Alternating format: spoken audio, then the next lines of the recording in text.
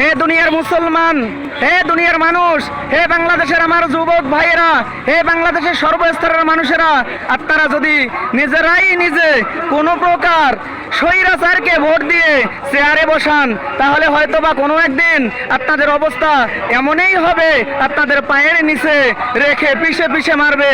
আসেন আমরা নিজেদের কাজ নিজেই করি, নিজে আমরা এমন একজনকে সমর্থন করি, এমন একজনকে সমর্থন করি যিনি সুন্দর বিচার করবে আল্লাহ এবং রসুলের নিয়মে, সাহাবাগণের নিয়ম অনুসারে। আমরা যদি নিজেরা না বুঝি, আমাদের অবস্থা কোনো এক সময় খারাপ হয়ে যাবে।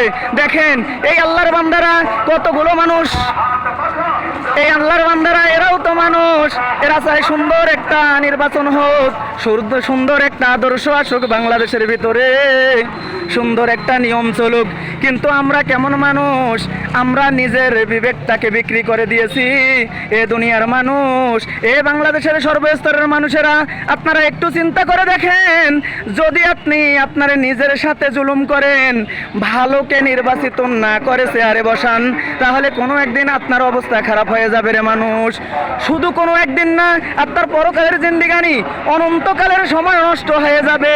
অতএব আসেন আমরা, হে বাংলাদেশের সর্বস্তরের মানুষ, আমরা আসেন সবাই মুসলিমগুলো ঐক্যবদ্ধ হওয়ার পরে আমরা ইসলামিক শাসন তন্ত্র, ইসলামিক নিয়ম কানুন চালু করার সমর্থন করি ইনশাআল্লাহ।